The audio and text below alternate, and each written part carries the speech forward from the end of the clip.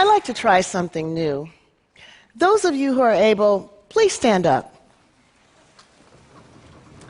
Okay, so I'm going to name some names. When you hear a name that you don't recognize, you can't tell me anything about them, I'd like you to take a seat and stay seated. The last person standing, we're going to see what they know, okay? All right. Eric Garner. Mike Brown. Tamir Rice. Freddie Gray. So those of you who are still standing, I'd like you to turn around and take a look. I'd say half to most of the people are still standing. So let's continue. Michelle Cusseau.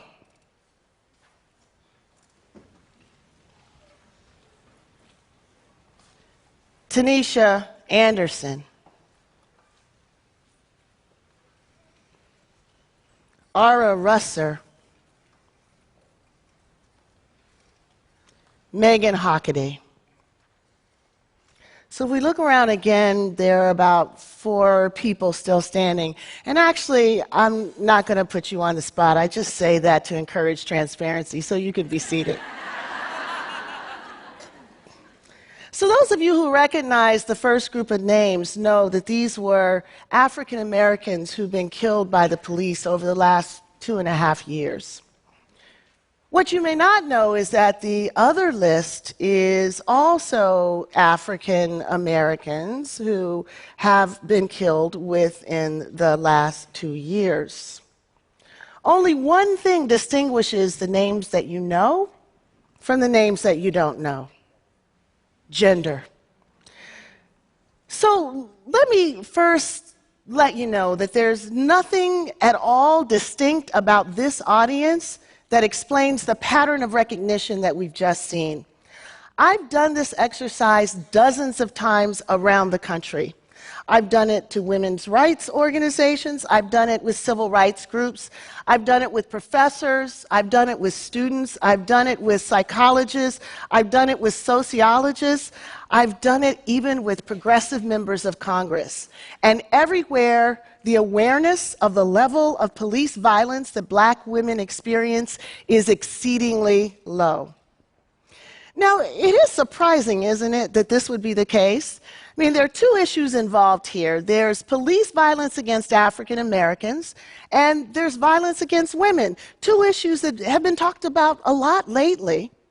But when we think about who is implicated by these problems, when we think about who's victimized by these problems, the names of these Black women never come to mind.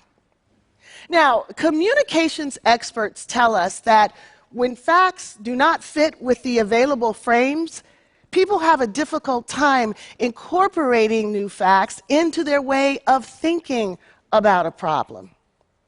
These women's names have slipped through our consciousness because there are no frames for us to see them, no frames for us to remember them, no frames for us to hold them.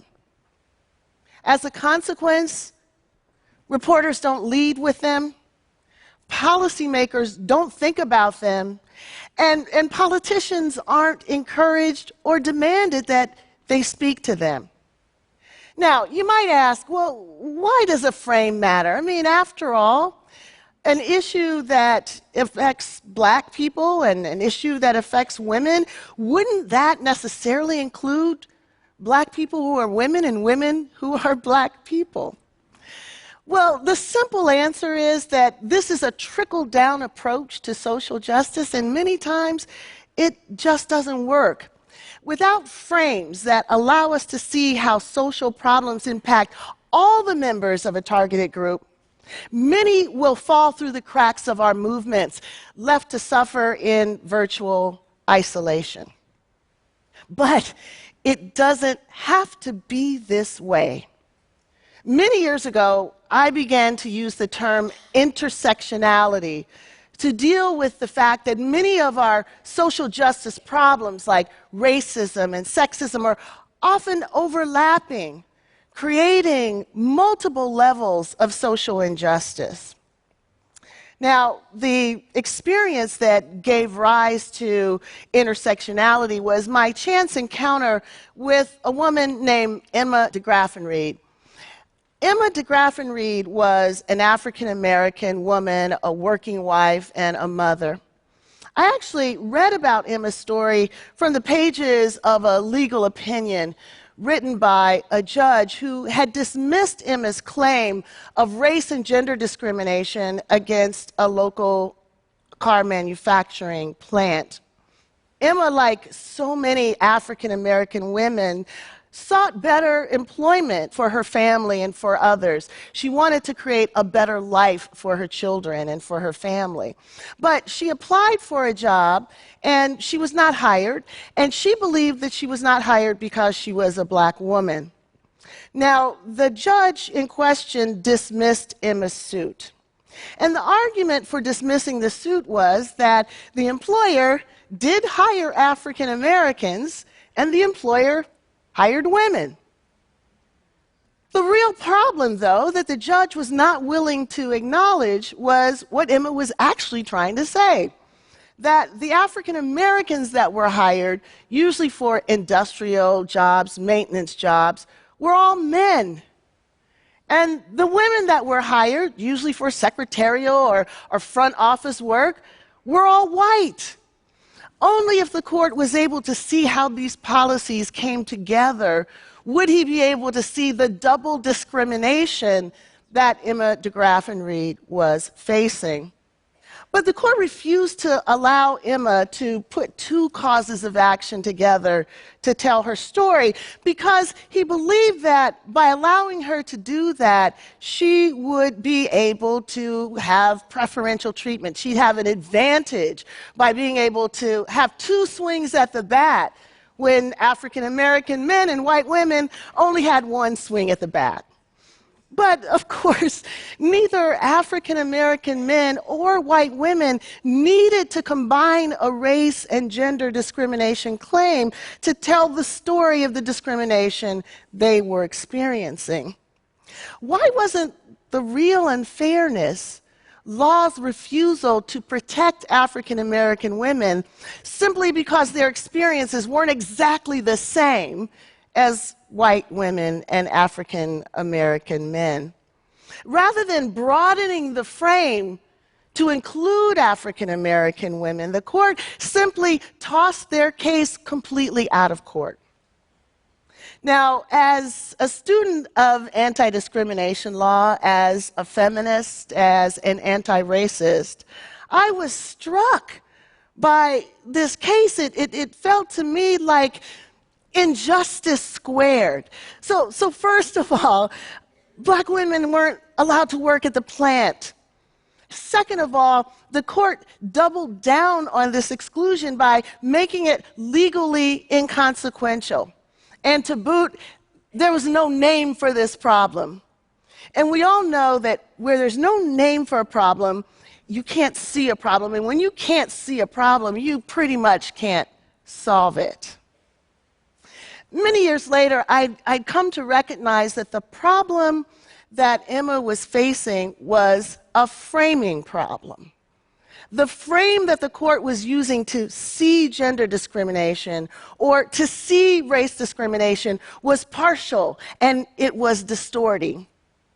For me, the challenge that I faced was trying to figure out whether there was an alternative narrative, a prism that would allow us to see Emma's dilemma, a prism that would allow us to rescue her from the cracks in the law, that would allow judges to see her story.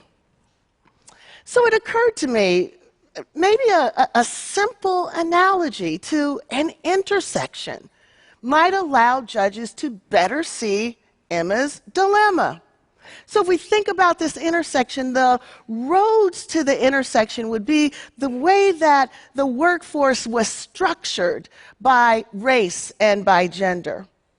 And then the traffic in those roads would be the hiring policies and the other practices that ran through those roads. Now, because Emma was both black and female, she was positioned precisely where those roads overlapped, experiencing the simultaneous impact of the company's gender and race traffic. The law was like that ambulance that shows up and is ready to treat Emma only if it can be shown that she was harmed on the race road or on the gender road, but not where those roads intersected. So, what do you call being impacted by multiple forces and then abandoned to fend for yourself? Intersectionality seemed to do it for me.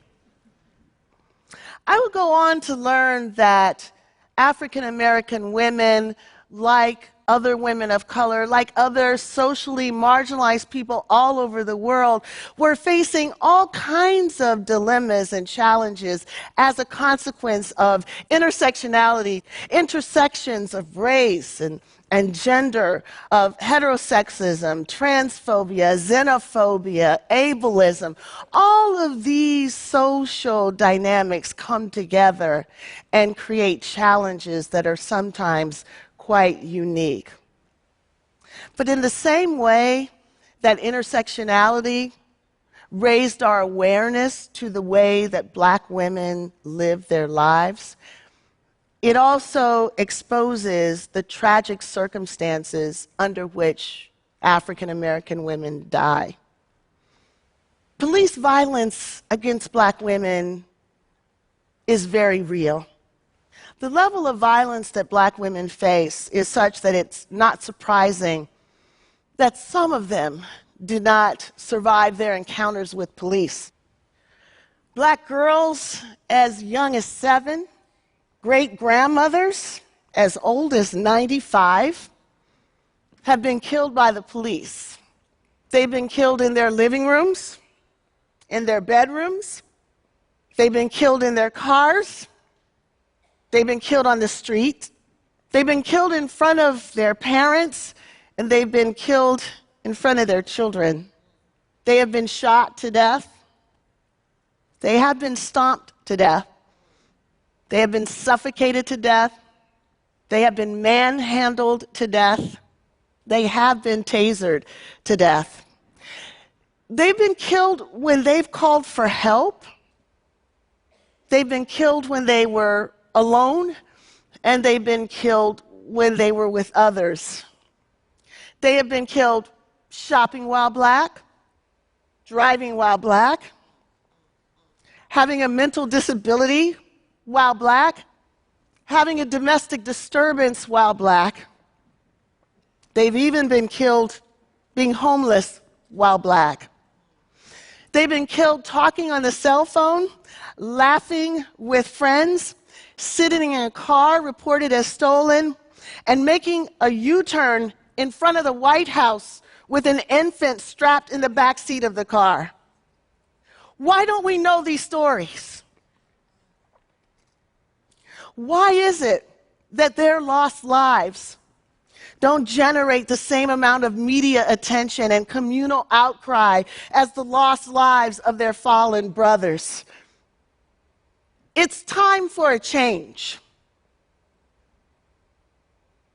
So what can we do? In 2014, the African American Policy Forum began to demand that we say her name at rallies, at protests, at conferences, at meetings, anywhere and everywhere that state violence against Black bodies is being discussed. But saying her name is not enough. We have to be willing to do more. We have to be willing to bear witness to the often painful realities that we would just rather not confront. The everyday violence and humiliation that many Black women have had to face. Black women across color, age, gender expression, sexuality, and ability. So we have the opportunity right now, bearing in mind that some of the images that I'm about to share with you may be triggering for some, to collectively bear witness to some of this violence. We're going to hear the voice of the phenomenal Abby Dobson. And as we sit with these women, some who've experienced violence and some who have not survived them, we have an opportunity to reverse what happened at the beginning of this talk, when we could not stand for these women because we did not know their names.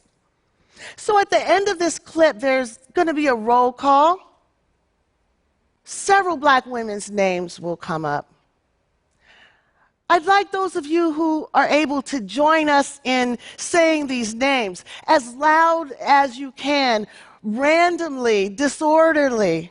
Let's create a cacophony of sound to represent our intention to hold these women up, to sit with them, to bear witness to them, to bring them into the light.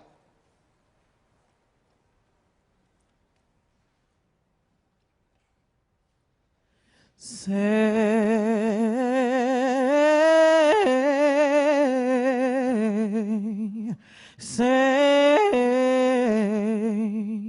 her name.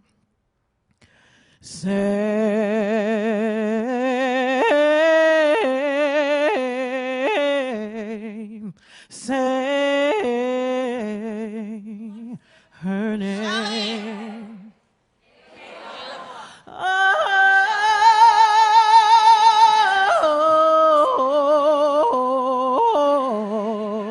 say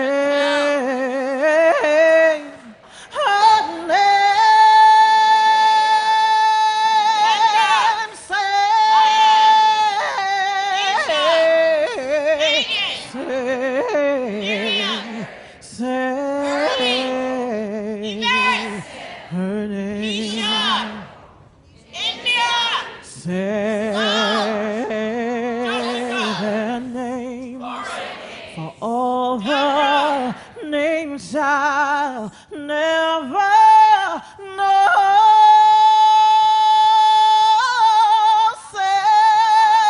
I asked Sharon Jones, Denise Fonville, Catherine Johnson, Kayla Moore, Michelle Cassell, Rakia Boyd, Shelley Frey, Tarika Yvette Smith. Say their name. As I said at the beginning, if we can't see a problem, we can't fix a problem. Together, we've come together to bear witness to these women's lost lives. But the time now is to move from mourning and grief to action and transformation. This is something that we can do. It's up to us. Thank you for joining us. Thank you.